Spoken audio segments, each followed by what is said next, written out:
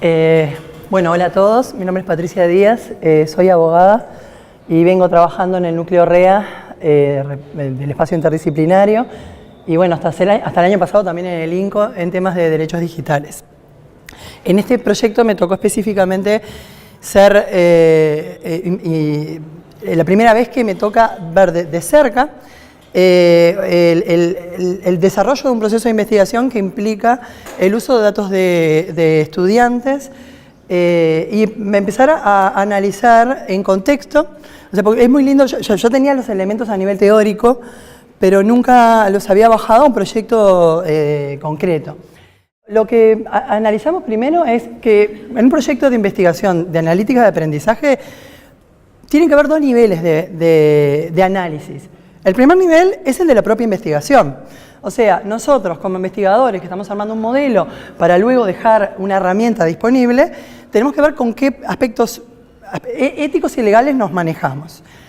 Y luego también hacer una proyección para quienes usen esa herramienta tengan un marco de referencia. O sea, los aspectos éticos y legales del proyecto de investigación y los aspectos éticos y legales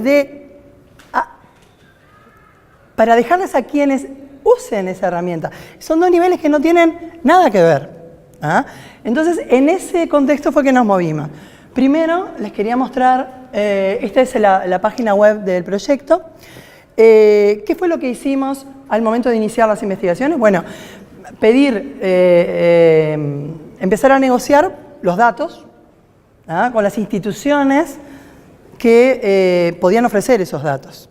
Originariamente fue Ceibal, tuvimos algún tipo de problema porque Ceibal no podía acceder a los datos que nosotros le estábamos solicitando de las plataformas Kulo, JPAM.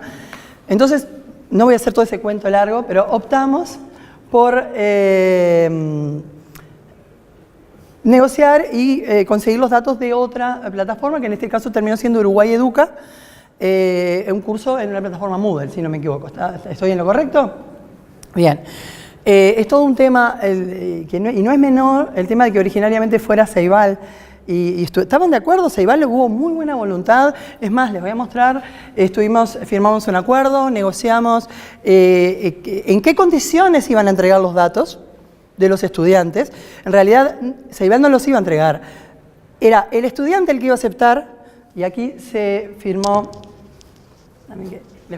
si no se los cuento teóricamente y no se los muestro, una nota de consentimiento en el que antes de los estudiantes que formaron parte del piloto, antes de ingresar a la plataforma, aceptaban, estaba exactamente qué estaban aceptando, la descripción del proyecto y que iban a formar parte de un proyecto de investigación, iban a entregar los datos. ¿Y qué datos se pedían? Los datos de su perfil de Facebook, estamos hablando de integrar diferentes perfiles, y los datos de su perfil en el aula virtual.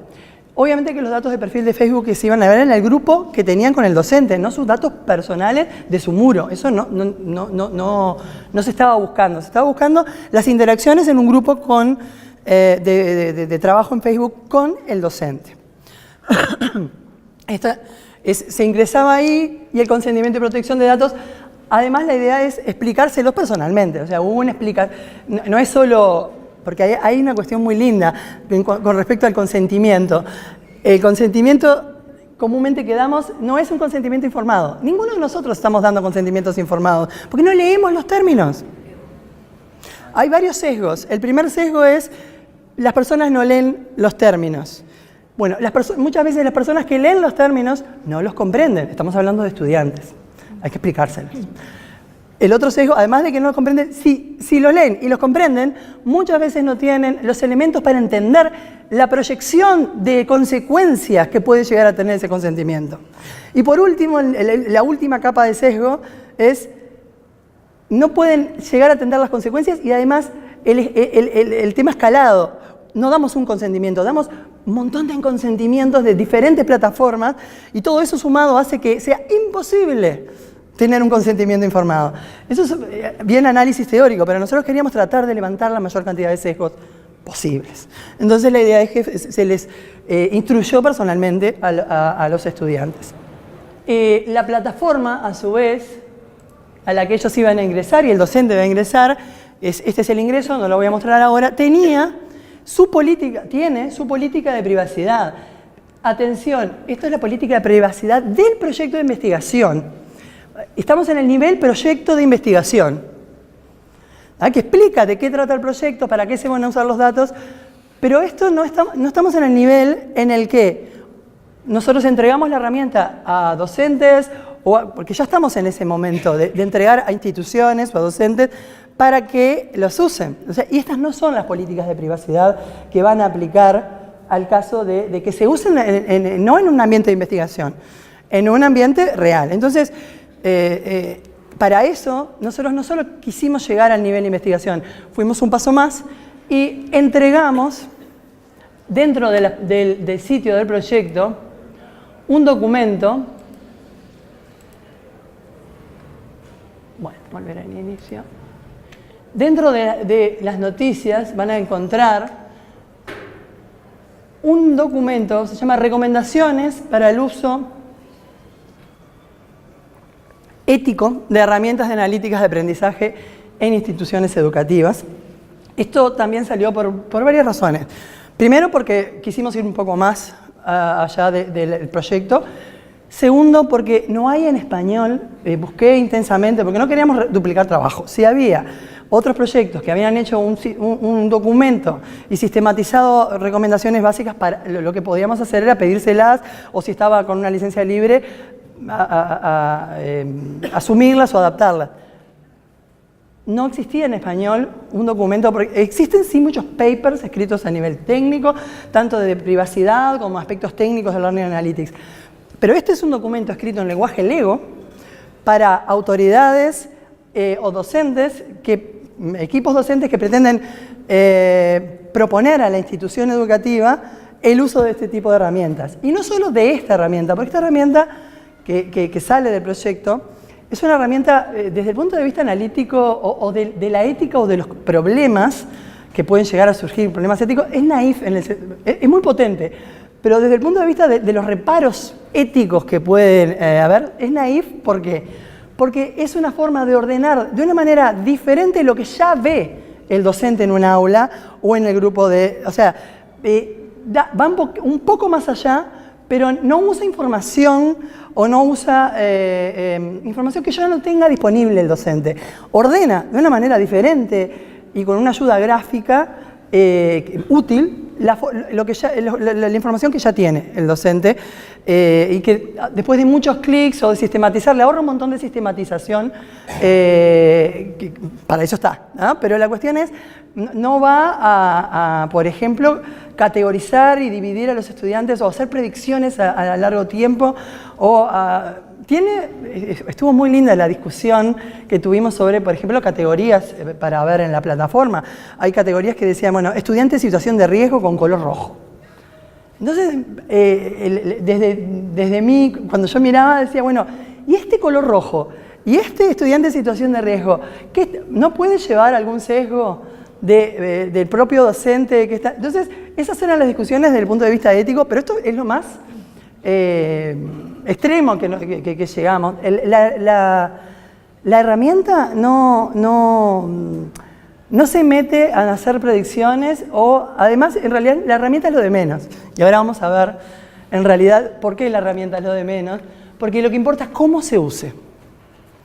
Les cuento, primero plantea principios, levantamos los principios de la Open University que viene trabajando con Learning Analytics de forma institucional.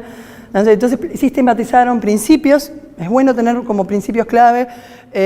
Algunos de los principios, por ejemplo, es que las instituciones deberían tener la obligación de utilizar esa información en favor del estudiante. Ya no es una visión catastrófica de, estoy observando. No, la institución tiene esa información y debería usarla.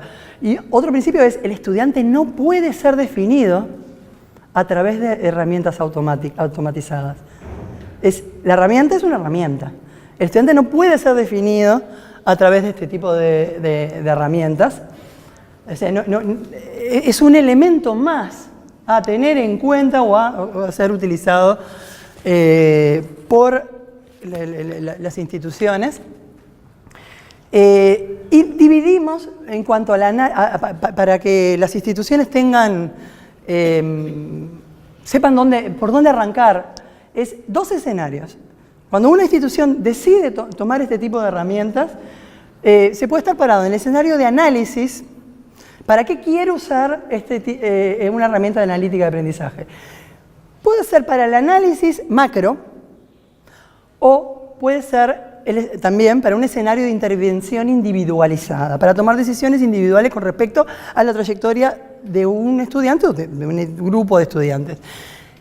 Eso es lo que nosotros proponemos como médula central al momento de tomar decisiones y al momento de recabar consentimientos, porque legalmente basta con que estén publicadas las políticas de uso de este tipo de herramientas y que se diga exactamente qué es lo que se va a hacer, pero vamos mucho más allá de lo legal, debemos ir más allá de lo legal.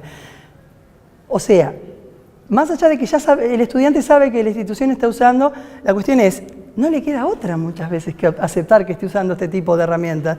Y si vamos a usarlas para el escenario de intervención individualizada, ¿le dimos la opción a decir que no? Bueno, dentro de este documento se prevé varias cuestiones de razonar y dentro de este razonamiento es poder decir que no. Básicamente quería mostrarles de atrás ni se ve. ¿Qué es lo que está previsto?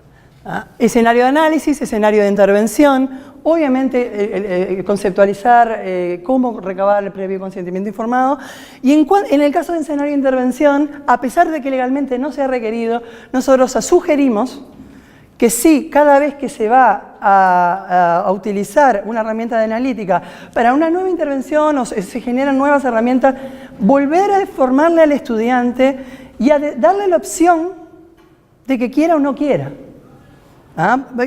Por ahí viene también las políticas institucionales de uso masivo de estas herramientas, están siendo muy cuestionadas a nivel mundo porque no le dan la opción real. Es más, ¿qué posibilidad tiene un estudiante de educación pública en el Uruguay de decir que no retirándose de él? Porque me retiro de la institución o no, porque esa es la opción que le das y no tienen esa opción.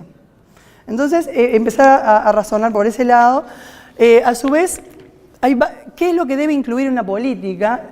Y lo que proponemos es que para el uso de estas herramientas se generen comités de ética dentro de las instituciones, que los docentes que lleven esta iniciativa en las instituciones no lo hagan de forma aislada, sino que sea algo institucional, que se hable de forma abierta y que se utilicen herramientas, que esta es la característica de la herramienta que se desarrolló, transparentes. ¿Qué significa esto?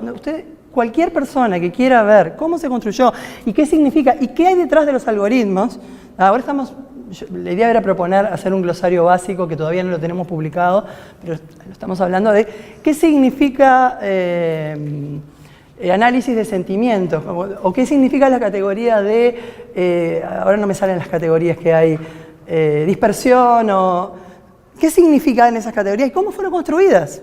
El estudiante tiene derecho a saber cómo funciona el algoritmo que lo está marcando.